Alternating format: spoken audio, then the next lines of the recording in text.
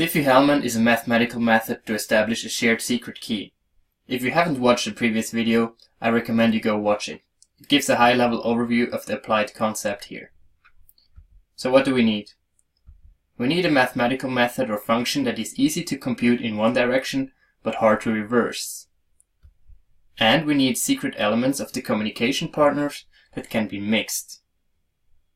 In Diffie Hellman, we have a generator function, which was the vodka in the previous video, which is p, a prime number, mod g, a primitive root of p. And we have secret elements, which are just some randomly chosen numbers by the communication partners. Next, let's explore what this function actually means. The math fundamentals. What does this mod mean? It's called the modulus function, and it computes the remainder of an integer division. For example, 10 mod 8 means you can divide 10 once through 8, and then you have 2 remaining. You can also think of this as rolling cable around the cable roll. You have here a mod 8 cable roll, meaning the circumference is 8. Now you have cable in the length of 10. And you want to know how many times you can wrap it around this cable roll. And you go around once, and then you have here 2 remaining. Let's see what happens if we have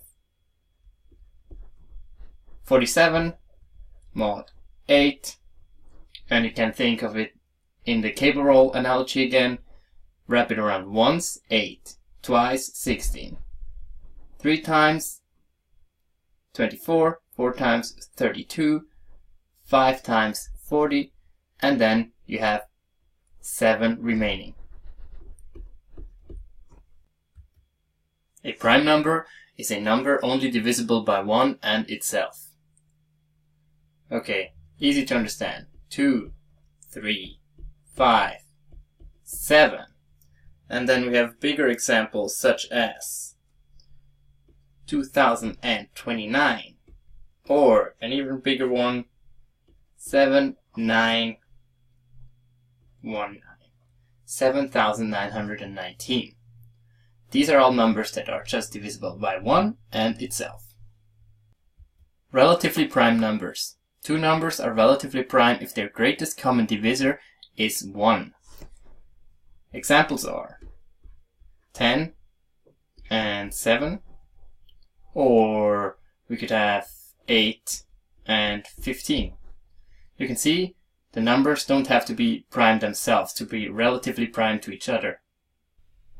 Congruence. 2 numbers are congruent if their remainders by applying the mod n function are the same.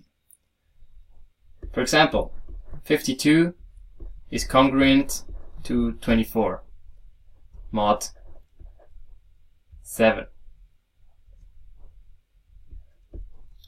Why? Well, 52 mod 7 equals 3, and 24 mod 7 equals 3. Pretty straightforward definition. And finally, primitive root mod n. This is a number for which each number a relatively prime to n, there exists a number b such that a is congruent to g raised by the power of b mod n. Sounds all scary, but basically you need a number that when taking the exponents on it will produce all possible remainders 1 to n minus 1. Let's make an example to understand this better. 3 mod 7. 3 is a primitive root to mod 7. Let's see why. First, we're going to find all relatively prime numbers to 7. Because 7 is a prime number, it's easy to find those. It's simply just all numbers up to 7. So 1, 2, 3, 4, 5, and 6. Now, we're looking for powers of 3 which are congruent to these numbers. Again, what does congruence mean? Well, it means two numbers have the same remainders when dividing through the same whole integer. You can see by looking at these relatively prime numbers, they're already also the remainders of mod 7, because none of them is fully divisible by 7. So 1 through 7, remainder 1. 2 divided by 7 is 0, remainder 2, and so on. So we're checking the powers of 3 so that they match those numbers here. Okay, so 3 raised to the power of 0 equals 1 mod 7 equals 1. There's a match. Okay, and we continue. 3 raised to the power of 1, 3 mod 7 is 3. There we have another match. Okay, I'll speed this up quickly. Here are the results up to the power of 7. And you can see the results to the mod 7 function are all contained in this set of numbers here. So we have 1, 2, 3, 4, 5, and 6. And then it will just continue. Powers of 3 are congruent to those primitive roots. Let's make a counterexample. Let's check if 4 is a primitive root to mod of 5. Again, first we're going to find all the relatively prime numbers to 5. And again, because this is a prime number, it's simply just all numbers up to 5. 1, 2, 3, and 4. Now we take the powers of 4. 4 raised to 0 is 1. Mod 5 equals 1. The continuation looks like this. We only get the remainders 1 and 4. So the powers of 4 mod 5 are only equal to 1 and 4 instead of the set of 1, 2, 3, 4. The set of all relatively prime numbers to 5. So 4 is not a primitive root to 5. But 3 is a primitive root mod 7. Now we're ready for a full-blown Diffie Hellman Key Exchange. Let's make an example with good old Alice and Bob. So we have over here on the left hand side we have Camp Alice, and on the right hand side we have Camp Bob. In the middle is public space, so anything we send in between here can be intercepted and read. So we're going to use that generator function, for which we need a prime number. We're going to use 23 here, and we need a primitive root to mod of 23, for which we're going to use 5 in this case. And the full-blown generator function is then 5 mod 23. Okay, the next step, Alice and Bob both choose secret numbers.